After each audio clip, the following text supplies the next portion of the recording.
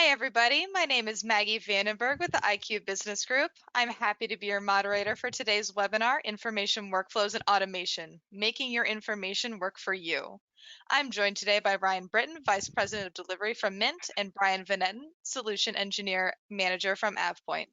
We are proud to sponsor today's webinar to support our public and private sector folks, including Fed and SLED, and our private sector friends seeking knowledge and insight for leveraging Microsoft 365 to achieve a successful automation. For folks who have joined us before, thanks for joining us again. And for those we haven't had the pleasure of meeting before, welcome. IQBG is a leading provider of records and information management solutions for the public sector and highly regulated industries.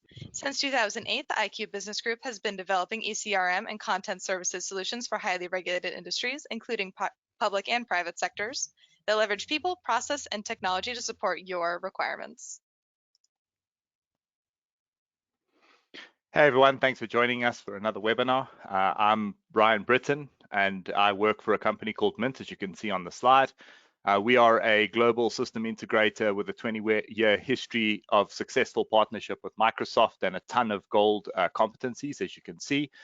Essentially, our friends from Adpoint are one of the leading ISV providers from a Microsoft perspective, and we provide consulting services, managed services, and channel products as well, which dovetails nicely with our friends' offerings.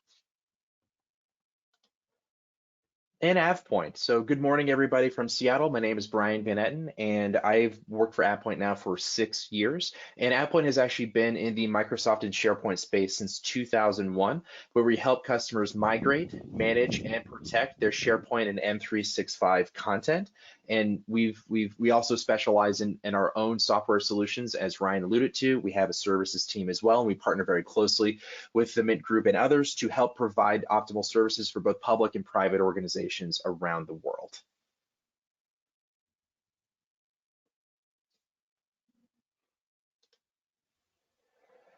All right, so shall we get into the conversation around smart compliance, Ryan? Yes, absolutely. So just to set the scene for those of you who are joining for the first time, a lot of these webinars are part of a consolidated offering that the brands on this webinar provide together.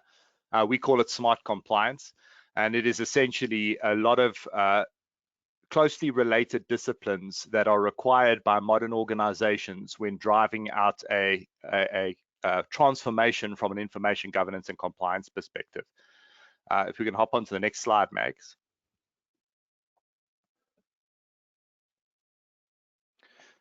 So essentially this mandala, which is very complex, and we're certainly not going to get into the weeds diving into it, but just to give you an idea of how this fits into the greater picture of what we do, essentially for organizations that are looking to build information governance and compliance on top of Microsoft 365, there are a lot of moving parts that they have to consider when looking into these types of things.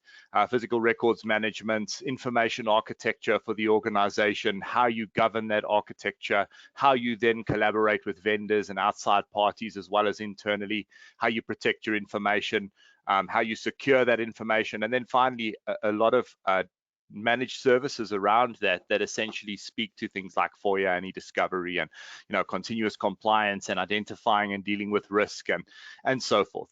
If you look towards the bottom of the slide, you'll see that a big section of what we consider to be front and center in any information governance strategy has to do with automation. And that's an exciting topic for us and one that we hope to enlighten you on today. As you're looking around this, you'll also note that there are several places where the combined benefits of a leading information governance ECRM records management provider, a leading global system integrator, and a provider of compliance products and software can really drive home an end-to-end turnkey solution, essentially. That's right. And just to add a little bit more nuance to that as well. That was great, Ryan, because there's so much there to unpack, and that actually gets me really excited. Right, is also about, as IT service administrators provide services like M365 and other workloads to their business units and to their end users, is finding that natural balance point between the end user responsibility for certain workspaces, like things like groups and teams, SharePoint sites, Exchange distribution lists, etc., and where we can automate these aspects as well, right? Because we don't want users being bogged down in day-to-day administration, but there are certain things that they should be necessarily responsible for, right? Because you as the IT service provider can't necessarily be in all the workspaces all the time. So where can we set general policies and rules and best practices, but at the same time require the business to have input and be responsible for the workspaces they're a part of on a day-to-day basis? Or when the situation changes, how do we go about ensuring a process is defined and followed and enforced when somebody leaves the organization, or when things change, or when we need to end of life something? So that way it's not sitting out there and cluttering our workspaces and causing further frustration. You are on the money, good sir. Awesome. Next slide, please, Max. Okay, so we've got a poll. We just want to know a little bit about what your main pain points are. So that should be up on your screen. Go ahead and answer that.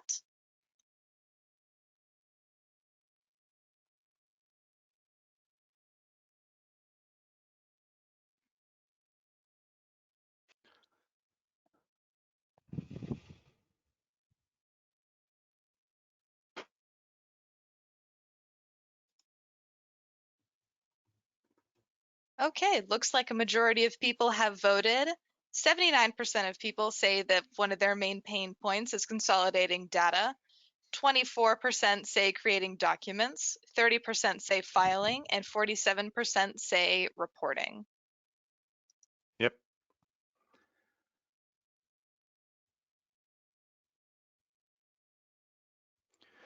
Okay, so let's dive into the meat and potatoes of the automation discussion. And we thought that a good place to start would be to try and frame the problem a little bit.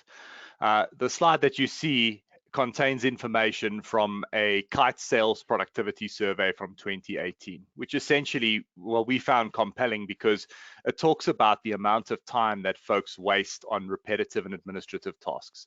And if you look on the right-hand side, some of the tasks that you see there may be familiar to you. I'm sure that you can perhaps relate to the fact that the process of creating documents or gathering information or providing feedback on certain processes, searching for documents, consolidating and analyzing forms data, approving, signing documents, etc., are all things that we find are a necessary evil in our day-to-day jobs, but not necessarily the place where we add most value. And what folks found, and this survey is particularly compelling, first of all, because it's sales related, which most organizations have an element of, at least in the private sector. And then it also shows a significant amount of time wasting. So here we're talking about 52% of a salesperson's time.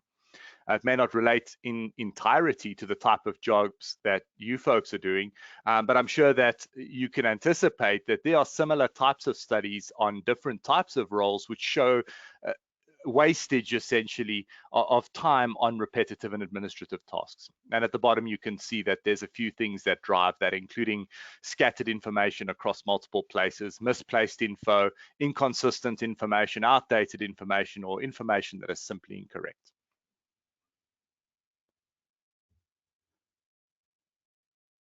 Next slide, please, Maggie. Okay, so this builds on that topic and now starts to talk about the global problem. Essentially, on average, and this is coming from DJS research, on average, employees are losing an average of 69 working days to repetitive tasks which could be automated. So in other words, if you think about the portion of your week or your day which is allocated to these types of administrative repetitive tasks, on average across the world, 69 days are lost to those types of tasks. And this could be automated. you can see some interesting statistics there that say, for instance, that 80% of office workers would trust technology to manage their administrative tasks. 75% support the use of technology to automate some or all of their administrative burden. And 74% said it would improve their productivity. Further than that, 38% expect to see some form of automation within the next year or sooner. Food for thought, certainly. Anything to add there, Brian? No. Okay, so taking this a step further then, let's try and quantify what we're actually talking about here. Because the cost of lost productivity to the service industry amounts to billions of US dollars. And if you look at some interesting information that you can see here, obviously the USA is suffering the most in terms of the number of lost hours and therefore the number of lost dollars. And essentially what this is taking all of those administrative tasks that are not necessarily driving a primary job function, but form some kind of ancillary role, and quantifying that in terms of the cost per hour of those types of resources. You'll also note that, you know, as a workforce becomes slightly older, they obviously take significantly longer to collate and enter data. And so what this equates to is a large amount of dollars lost to tasks that could be automated. And in the larger context of what we're talking about here, information governance and compliance, this is really compelling because most folks, when they're looking at an information governance and compliance solution, are hamstrung by the fact that it's a grudge purchase. You kind of have a liability, you have to meet certain compliance regulations. If you don't, you are liable to a fine from regulatory bodies. And so it's really a grudge purchase in most cases. But if you augment that with the fact that building out a solid information governance strategy unlocks opportunities for automation, then what you're really looking at here is a compelling return on investment opportunity, where the process of becoming compliant and getting your information right and reaching the point where you can start to consider automation also then provides a relief of the costs of being compliant and achieving that governance. Okay, anything to add here, Brian? No. Okay, so what are the types of tasks that we're talking about? And we saw some of this on a previous slide. All of these tasks are not specialist tasks. These are tasks that consume a significant amount of time, can be automated, and are probably being performed by all of you on the call every day of your lives. Pulling and finding sales data, document versioning, which would then include things like where versions of certain documents sit, whether it is something that you have tagged in an email or that was sent to you via email, and you're not sure if that's the latest version of a document. And then things like getting things approved and so forth. All opportunities for automation. And Absolutely. just some general stats here. 40% of workers surveyed spend at least a quarter of their lives on repetitive tasks. 70% of workers say the biggest opportunity of automation lies in reducing time wasted. Nearly 60% estimated that they could save 6 or more hours. And so if you're not seeing the pattern of what we're trying to aggressively drive home, this is a huge problem for most organizations across the globe, and something that certainly represents an opportunity for most organizations and possibly for everyone on this call.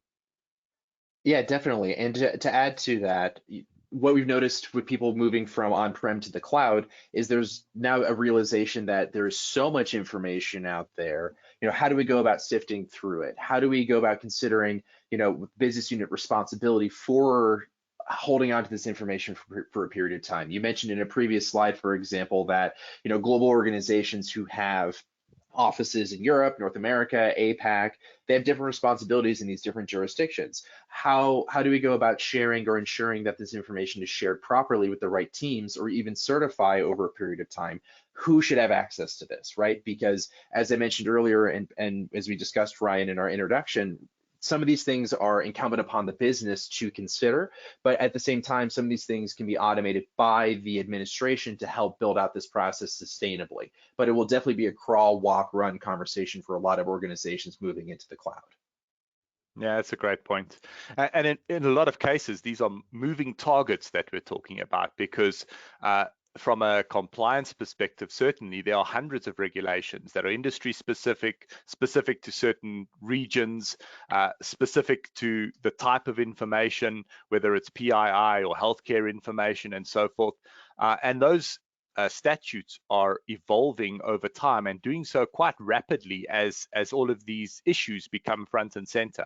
And so a lot of organizations really need to lean on automation and lean on a solid information governance strategy in order to be agile enough to keep up with these regulations. And to tie that one step further, one thing I love to talk about too, especially is the convergence of applications, especially in things like M365, where you have Exchange talking to SharePoint, talking to Teams, talking to OneDrive. Where does this content reside, and how do we ensure proper governance around these things no matter where they reside, right? Because this responsibility isn't just siloed to our Exchange administrators anymore. It's actually every aspect of a workload like 365. Yeah, true story.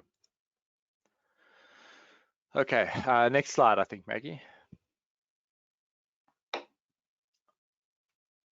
Okay, so let's spend some time talking about the side effects of these repetitive manual information workflows. And the reason that we thought that this slide would be worthwhile chatting about is because a lot of times when you start to talk about automation and you start to talk about taking certain tasks away from people, people feel that their job role is being replaced. And what we're talking about doing here is not replacing people who have specialized skills or replacing people who have a particular primary job role, but rather that in everyone's role, there is an element of wasted time as a result of admin and wasted time as a result of repetitive tasks that could be automated. So the tasks that we're talking about, that they don't add to job satisfaction. In fact, an inordinate amount of admin in a job role stifles creativity, productivity, and motivation. Not only that, it increases a chance for human error. And that ultimately leads to employee disengagement and dissatisfaction. And I can certainly tell a few stories about being in a job that I would otherwise love, except for the fact that there are huge amounts of admin that I have to bear, and it's repetitive tasks. It's definitely not what I would engage in by choice. As a result of having to do this repetitively week on week, you start to rush it. Perhaps the quality drops slightly. And really it becomes a bugbear that you have to endure in order to get to the parts of your job that you really enjoy. And so what we're really saying is that ultimately this stuff takes longer, it costs more, and most folks don't want to do the stuff that can be automated. And so this is a really compelling solution, because besides the fact that we can save actual dollars through the use of information automation, you can actually make employees happier by taking the burden of admin away from them.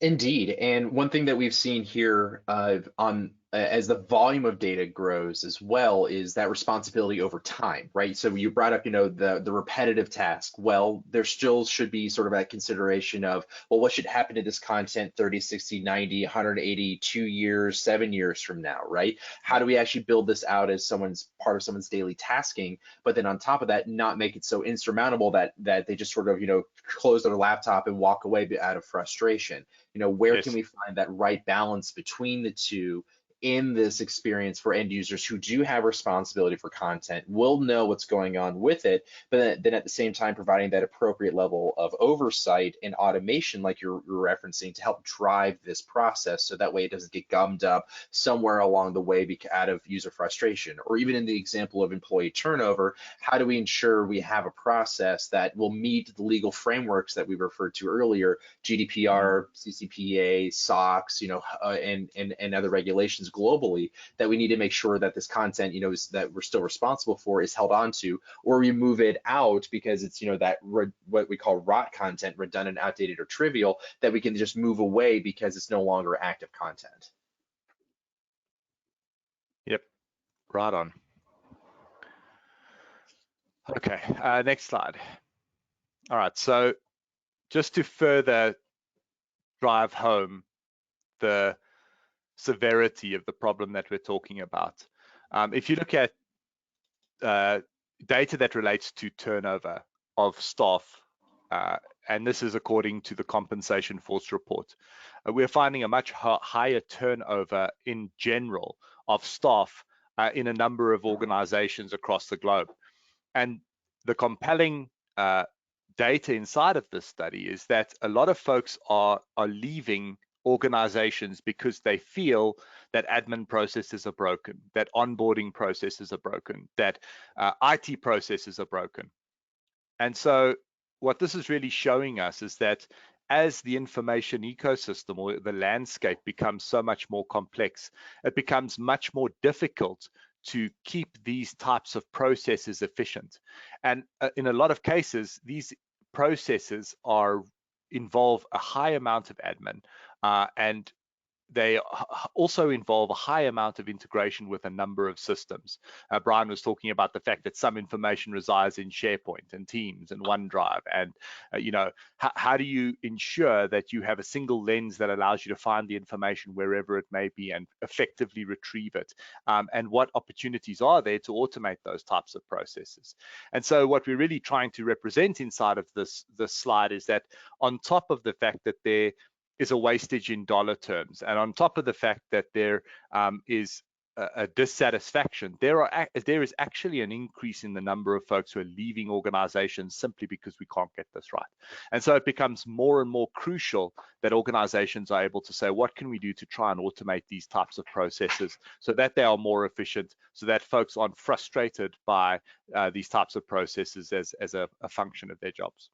And what you're getting at there too, Ryan, is that can exacerbate a headache for the IT team, right? Because I can say this as someone who's been on the other side of the table, who's dealt with turnover, that when somebody leaves who had special context or knowledge about a particular part of the business unit, and now no one owns it, or there isn't a specific succession plan for that person when they leave, now guess who owns it at the end of the day? The IT team, right? It always defaults to us. And that makes for loss of context and loss of control, which can lead to further frustrations down the line as well. So getting this right and finding that right balance between end user and business unit responsibility and what the IT Yes. team can do to build that framework in place is really crucial.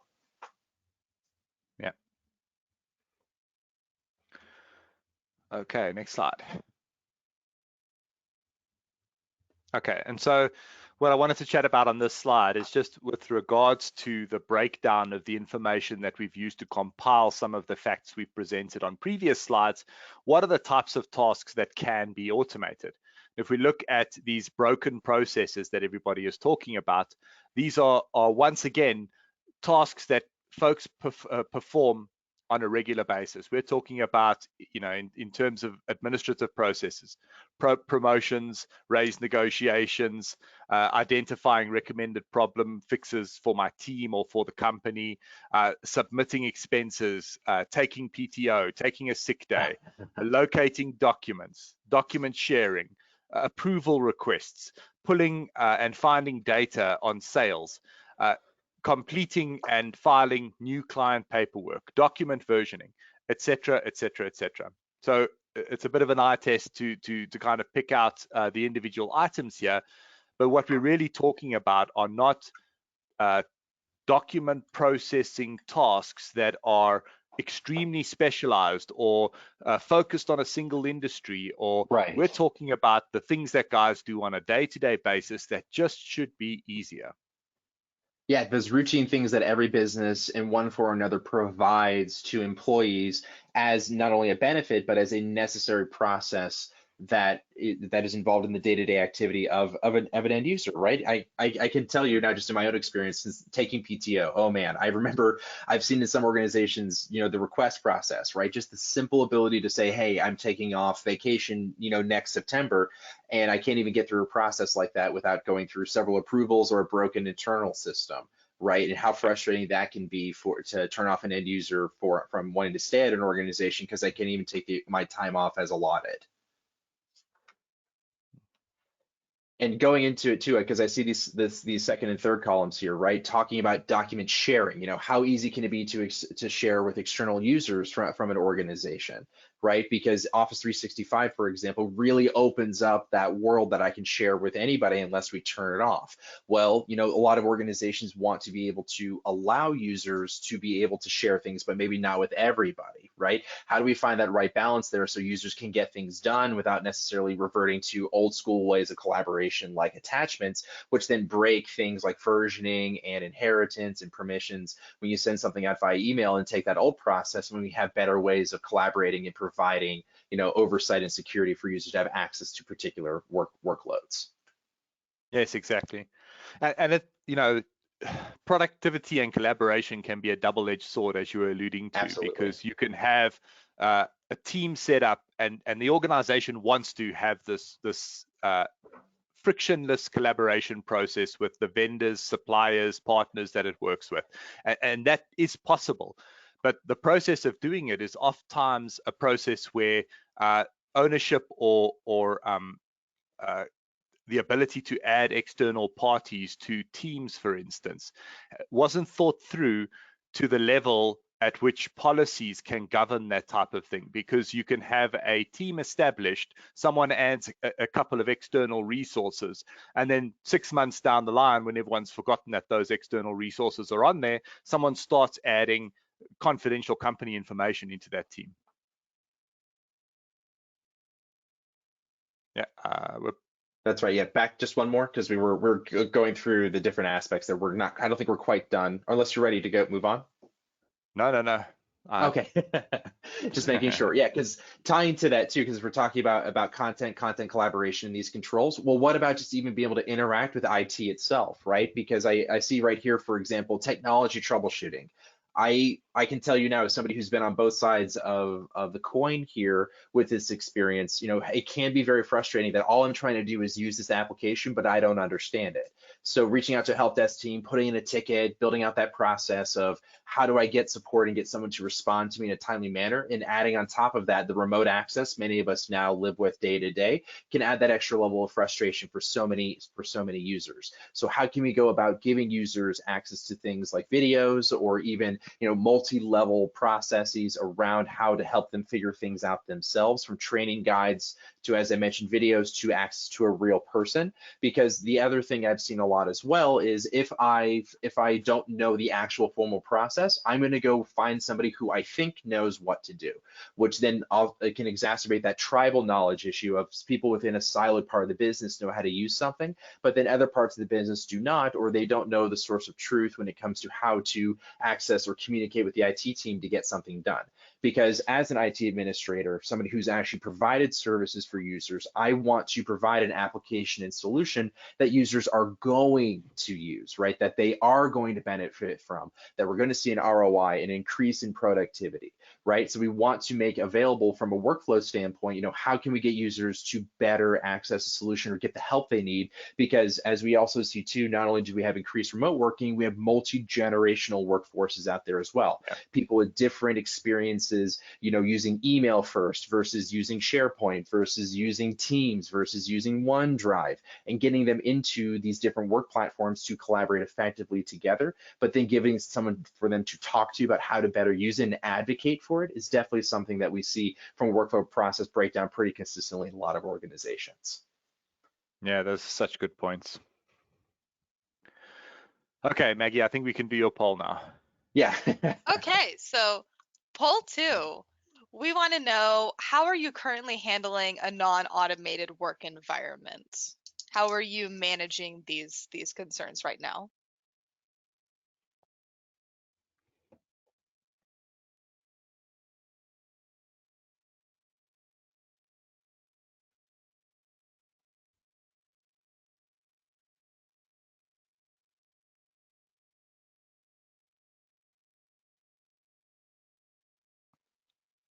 Okay, so it looks like most people have voted now. 45% say they create a checklist and categorize the workload according to priority.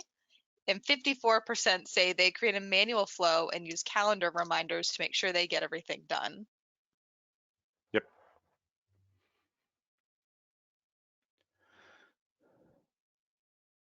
Okay, so enough talking about the problem. Let's talk about the solution. That's right. So what this slide demonstrates, and this is from a McKinsey report from 2017, which explored 800 different occupations and then looked at the types of activities that these occupations primarily were involved in, and then looked at how the knowledge that we have in artificial intelligence and in automation and all of these types of things could then be used in order to augment those processes. And essentially what this means is that this is an example for retail salespeople, but this is the type of process that you would want to be following. And in a lot of cases, this is difficult because organizations grow organically over time, people leave, processes change, technology changes, job roles change, job roles amalgamate, departments break apart. And in the thick of all of that, it's not always easy to say, well, this job role performs these 24 activities, and this is how they go about doing that. And here are the opportunities that we would like to use technology in order to make these more efficient and try and lighten the admin workload on individual folks. And essentially, if you could take each one of your occupations, and perhaps folks on the call are in a position to do this, and then break down the types of activities that we're talking about and identify the low-hanging fruit, you could then start to map it across to these capability requirements. And this is a bit of a technical menu, I suppose, here. But essentially what it's talking about is that in some cases you can use something like sensory perception. In other words, instead of having a person looking at a camera to identify certain types of images, perhaps a health violation or something along those lines, or a specific type of object identified in a camera, you can augment that.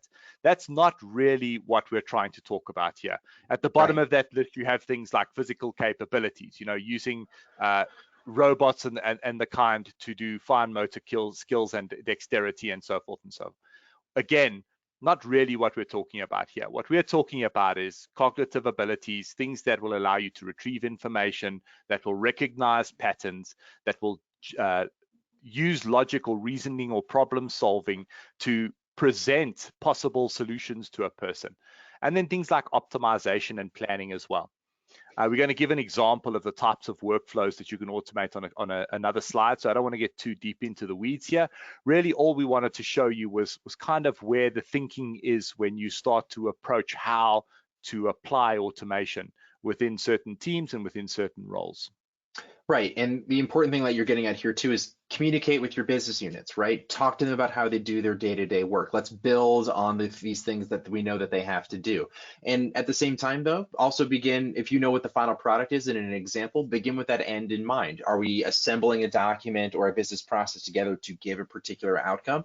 Starting to map these things and talk about these with the business unit can be super crucial. So that way it's not just a top-down imposition of a process, where you're actually talking to the users who have the stakeholdership and responsibility for this process as well. Yep, absolutely. Okay, next slide, I think, Maggie. Yes. Okay, so here is the caveat, and I think probably the best way to approach this is to start with an example. So in a lot of cases, we work with organizations who have implemented Microsoft 365 and they see the value in this automation. Everything that we've spoken about, the potential for saving, increased employee satisfaction, reducing turnover as a result of less frustration from processes, all of these things they buy into. And the types of examples that, or an example of the type of workflow that could be automated is that if you can imagine a procurement department that does bids, for instance, and they produce RFPs. The documents are go through a formal RFP process where vendors respond to them. At the end of that process, they consolidate all of the information and it goes through a set of presentations or vetting processes where there are approvals. And at the end of that, they have one or more vendors that come out as winners of that particular bid. And this is a prime workspace where automation can really assist a team like this, because in the event that documents need to move from one team to another team at certain stages of their life cycles, that is something that you can automate. Based on the state of a document, perhaps certain folks have access to it or don't have access to it. As it moves through the different stages, you need to be very careful about your aggregating vendor information. You need to keep vendor information apart from one another. And you would want to use policies and to automate the process of adding and removing members and these types of things so that you don't have a person accidentally adding a vendor to the incorrect team if you are collaborating with your vendors inside of Microsoft Teams. You can also then automate things like the integration, perhaps into something like a SAP Ariba if you're managing your procurement through that. Finally, you can then build in automated versioning of the documents. You can automate the approval workflows so that it goes out over Teams. Certain people are able to vote on it. The document is finally signed off. Then you can automate the process of having those documents executed. And finally, you can get to the end of the process where you have to do your record filing and automate the process of then moving those documents into a place where they can be turned into records, or otherwise moving them into your records management system. So, wow, lots of things that we could do to try and remove a lot of admin burden from that team. What we will find, though, is that when we start to speak to these teams about how we would go about implementing automation, that the quality of the underlying Teams governance, information governance, and clouds governance structures really feed into what is possible from an automation perspective. So, for instance, folks will say, well, we have a set of working documents and we work on them for a period of time, and then we go through an approval process. At the end of that approval process, we have a set of executed contracts or whatever the case may be. We then need to do a records filing. So during this records filing, we would like to take the executed documents and put them into a records management system. And we would like to take the working documents, and we're not going to file those as records. We're going to move them into a central location where they can be reused for content. And finally, they will then go through a disposition cycle of their own. And it's kind of separated out. And we'll hit a brick wall because the things that we don't have is that we have a set of Word documents that are sitting inside of a folder. And it's very difficult to say, well, we can tell the difference between a Word document of one type and a Word document of another type. And really the piece that is missing is that as a precursor to this automation, there's some consideration that you have to have in terms of the platform on which you're building these automations. And that starts firstly with cloud governance, talking about roles, identities, how those fit together, policies that are built on top of that. And then finally, information governance, which is then talking about, are we able to identify the differences between different types of information? Is that related back to a taxonomy? Do we have the entire life cycle of each of our business critical documents documented? Do we have those document types mapped to record types inside of our record schedule? All of these types of things are a level of maturity that have to do with information governance. And then on top of that, we then start to talk about Teams governance, which is on top of what we've done in order to solidify our information platform. Do we now understand how workspaces are provisioned? What policies govern them? What applications are allowed? In terms of a team, how the chat and the collaboration happens, at what happens at different life cycles of a team as it goes through certain phases. How is it onboarded? When is it qualified? All of these types of questions. And only when you've answered these questions can you really unlock the power of automation. And I love this slide, by the way, Ryan, because what you're doing is you're unfurling the interesting, nuanced complexity of these different aspects, right? And as we were talking in preparation for this webinar, I call this the crawl, walk, run slide, right? That sort of hierarchy of evolution, where you guys, as IT administrators and people enabling these applications to be allowed for users to get into these iterative spaces and actually build consecutively on top of each other, so that way you can actually start simply, let's have a framework here, let's have a process, let's have an idea and a responsibility component here, so that way we can start driving these business processes and then start getting into the really interesting nuances of, well, we have to comply with, Sarbanes-Oxley. We have to hold on to this information for a minimum of 7 years. Or this content from finance, for example, needs to be held on to in perpetuity. How do we go about giving users the easy ability to do this out of the box, locate that content for which they are responsible for, and put it into that particular bucket or location for that long-term use, like you were describing there in that records use case, right? So being Yes. able to help build that framework iteratively with all these different pieces, both within the box and out of the box solutions, so that way you guys can grow with the business and apply these needs and leverage the maximum use of all the different services and options available to you to help build that framework and process going forward. Exactly. And I think if you look at all of the evidence that there is that supports automation as a means for making organizations more agile, more efficient, more cost effective, it's a no-brainer. And if you ask Absolutely. yourself the question, why is everybody not getting this right? I believe the reason is because of this. Because it's Yes. very difficult to build automation on top of an incorrectly governed cloud platform, essentially. Amen. That's this gets at the crux of many of the frustrations we see with a lot of our customers as well. Hmm. Cool. Next slide. Yeah, this is where we flip now into some of that to build on that previous slide.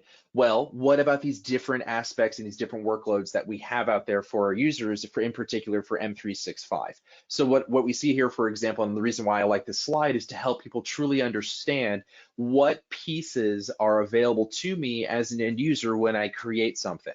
Because if you ask any of your end users, what's the difference between a site collection, a site, a group, a team, a Yammer group, or project site, or any other workload in 365 and what to use when, most of them are going to look at you and say, we don't know, I'm just trying to get something done. And believe it or not, that's okay. Because what we actually want to do as a part of the service catalog framework is help steer users to that right object, to that right workload, to get them to actually use the right thing the first time around, or even, for example, stopping them from getting the wrong thing. Because as we see here, for example, in this slide, where I created Planner, Outlook, SharePoint Online, it creates these particular objects, either something like a team, which leverages Outlook, SharePoint, and Planner, or a Microsoft team, which obviously doesn't use Yammer, but can be connected to Yammer as a part of a configuration that you guys can do Yammer enabled groups, or even Yammer itself if you guys are considering that social aspect of M365 and how users can use these different workloads to collaborate together,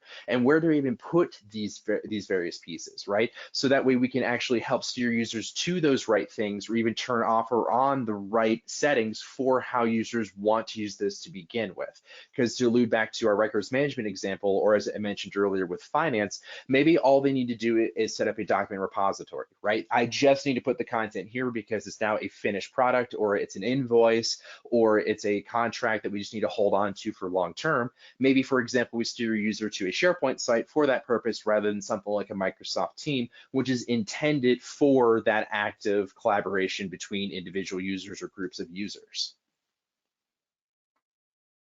Yeah, this is awesome because, when we work with customers, one of the most difficult things to get right is explaining what goes where. Because in a lot of instances, folks will be saying, well, I'm working with my files in Teams, and I'm worried, how often does it synchronize with SharePoint?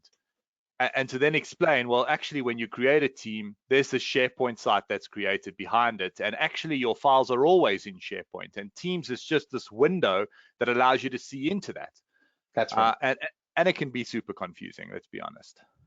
Yeah, it can. And Microsoft is only going to build further intricacies into SharePoint as the underpinning collaboration platform, but add other things inside of Teams, because we're already seeing things like add-ons for apps, bots, for example, really getting into some really interesting things that can help with that automation. But people don't realize that at the end of the day, it's still underpinned by a framework like SharePoint. Yeah. Great. Cool. Next slide, Next. please. Okay, All so right. Go ahead. this is just a list of some of the things that we need to think about. So when we're talking about before you can get to automation, you need to have the platform underneath that right. What are we talking about? We're talking about understanding what identities you're working with and what roles they fit into, and being able to apply that into SharePoint, into Teams, etc.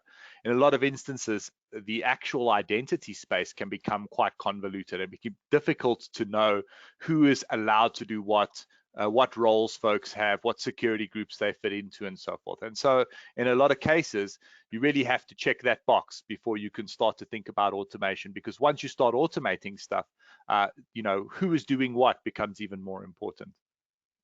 Things like document types.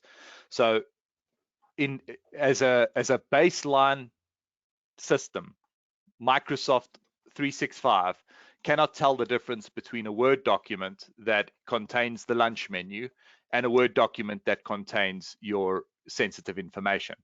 Now, on top of Microsoft 365, there are great tools like Compliance Center, which will use heuristics to try and determine whether or not certain documents contain social security numbers, for instance, or health information or credit card information, and to try and identify how sensitive the documents are potentially.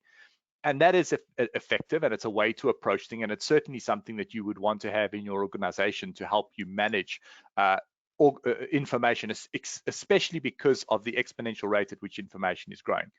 But a better way to approach this is to say, hang on, let's take a step back and let's try and define what the types of documents are that we want to work with. And baked into SharePoint, there are actually mechanisms that allow you to determine types of documents and what metadata they contain and build those types of things out. The process of doing that means that you're then able to unlock great potential from an automation perspective. In a lot of cases, when folks are finding that the automation that they're building in is very superficial, it's because they don't have access to the types of properties that should be on a document that determines when the contract start and end date is, and whether the contract has been executed, and all of those types of metadata will help build the automation out. And so you really want to, rather than rely on a system that is going to post as an afterthought, look back and try and determine the risk inside of documents, to rather say, let's determine what document types each one of the teams and roles that we have work with. And that can sound like quite an enormous task. The fact of the matter is that only about 12% of the information that an organization has is business critical. And that's where you can start with the business critical information. And at a point in time, it certainly helps to try and identify what the rot is, what your dark data is, how we can delve into that, how we can categorize that, determine if any of that information is usable, and surface it in the right places, or otherwise build in place something that will allow you to recoup the expense of that storage. And it's important that folks start to think about this, because as information grows exponentially, if you have these silos of information where you can't point at it and say, I know what my liability is inside of that stack of documents, because I know the types of documents that are in there, I know what their use is. If we need to reuse some of that information that's easy to find, the problem is just becoming exponentially more critical, because the amount of data that we have has doubled in the last 7 years, and so it's only going to get worse. Yeah, definitely. That's a very good point to have everyone consider that when it comes to your responsibility for content over time, as I mentioned, with rot content, redundant, outdated, and trivial information, it only gets harder the further away you are from the active use of that content, right? So it's imperative that we talk to business users, the stakeholders, and the business units about what they should be responsible for, and even start where we have, for example, highly regulated parts of our business already, right? Legal, HR, and finance are typically great places to start that conversation, since many of them contain business critical and sensitive information in them, to start that process of governance, right? So don't be afraid to reach out to those teams and work with them first, because usually just by default with their responsibilities in the business, they often are ones that have this under consideration and are a great place to start building out a governance framework. Yeah. And then obviously that relates to informational taxonomies as well. Oh, yes. If you're trying to think about what are the document types that are important to my business, chances are that your compliance and records managers may already have thought about that, and that as a result of the regulations that you have to stay compliant to, there is a record schedule that already starts to think about what these broad bands of documents look like. And these informational taxonomies are really relevant if you can tie your record schedule to the types of documents that you're working with inside of your content system like SharePoint. And then as an extension of that, document life cycles. You know, as the places that folks develop content, like SharePoint, and the places that folks retain content, like records management systems, start to collide, you get an opportunity to have a cradle to grave document lifecycle that says, this is how a document is created. This is the versioning that happens for this document. During the different stages of this document's lifecycle, this is who has access to it. This is who approves the document. This is how the document is distributed. This is how the document needs to be filed as a record. And this is what its disposition process looks like. And the process of doing that from cradle to grave is really good, because from an automation perspective, you can start to then look at the different moments inside of that document's life cycle and start to say, what can we do here in order to reduce the amount of human intervention that is required to move it through these stages, and try and identify automation potential which will make this process more efficient, more governable, and ultimately less error prone for everybody. Things like compliance. So if you're building automation and your compliance story isn't in place yet, you may be complicating that or convoluting it. Likewise, with Teams workspaces, we work with a lot of organizations who, as a result of the need to unlock remote working for their employees, have allowed the use of Teams without really considering governance. And at the end of that process, when you're sitting with 1,000 teams, the poor folks who are responsible for compliance and record keeping and information governance are looking back and going, well, we don't know what type of information is sitting inside of all of these different types of teams. How do we corral all of this information back into some kind of information governance pipeline, and how do we remain compliant given this fractured landscape that we've created? And then finally, policy. So, you know, before you start thinking about automation, you should probably have broad policies in place that mean that some admin person doesn't have to enforce what the organization considers to be a policy that needs to be enforced at all stages of a document's life cycle. And I'm sure you have something to say about that, Brian. Oh, I have lots to say, but I also wanted to just check on time. We have a few minutes left, but with policies and with the compliance framework, as we talked about earlier with that pyramid, again, to go back to that slide that I think is so effective to consider. Right, start with the crawl, walk, run framework. Think about where you guys need to go, and then start building this with the teams that are responsible for it. Have this constant communication to build out these sustainable plans, right? And build in iteration from the get-go, so that way these things are in mind, but at the same time the workflow is flexible enough that you're not subject to this process, especially if it needs to change over time or be able to morph as part of that responsibility. Yeah. Next slide. Okay, so we can leave. This will be a quick slide. Really, all we wanted to do was leave everyone on the call with the tools that would be needed in order to build this type of automation on top of the Microsoft 365 platform.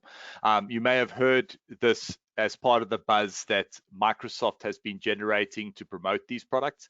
But essentially what we're talking about is, if you have a well-governed M365 tenant, and on top of that you have compliant information architecture, on top of that you have well-governed groups, files, sites, and teams, and you have policies and governance that really ensure that all of that stays in place over time, then on top of that, you can start to use products like Power BI, which allow you to then take all of this well-structured information and report on it.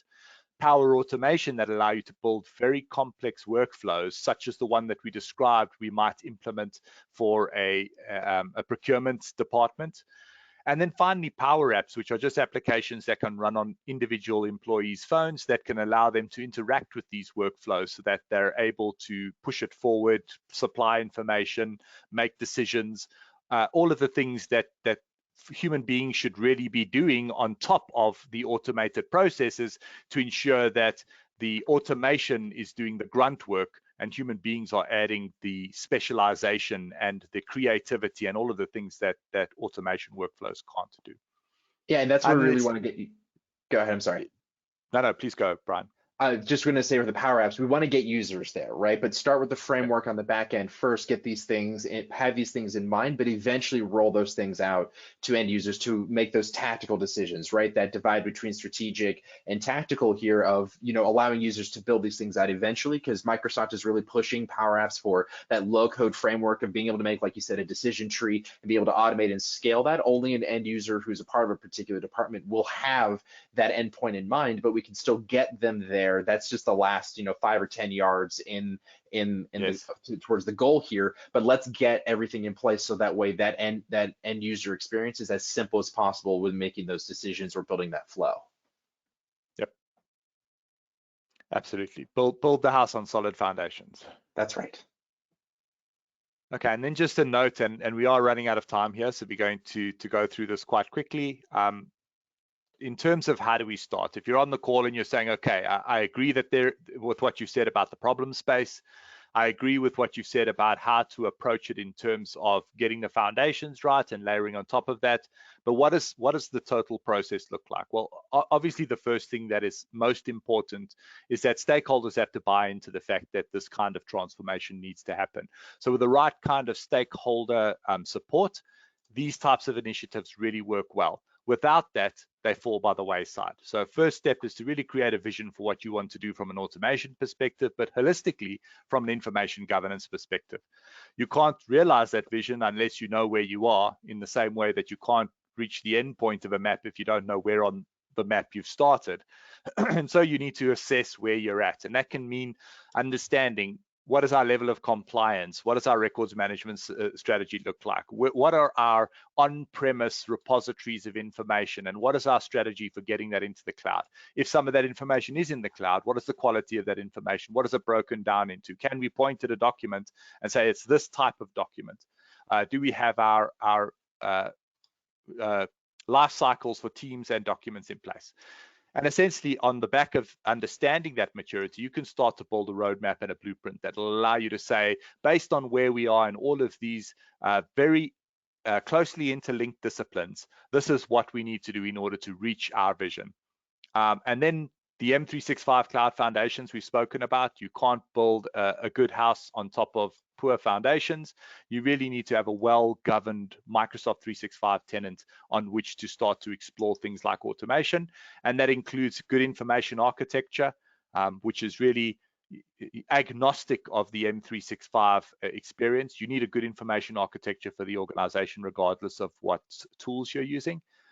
And then essentially, and Brian alluded to this earlier, you want to go business unit by business unit, because in the same way that we described the potential for automation and for savings and for efficiency in procurement, for instance, every business unit works differently. They work with different types of documents, they have different roles, they have different opportunities for automation, and you really need to look at each individual business unit and say, how can we use automation in order to create a profitable endeavor with a business unit by driving efficiencies, reducing their costs, reducing their admin, increasing their employee satisfaction, and reducing churn, for instance. And then finally, no technology. Technology is not a silver bullet, and without adoption and enablement, without the right training, without communication about what change is happening, without a guided process that really sets people up for success, these types of initiatives will fail. Your best technology in the world is worth nothing if people don't use it. And so you really need to take into account that in many cases, this may be a cultural shift for an organization. Good stuff.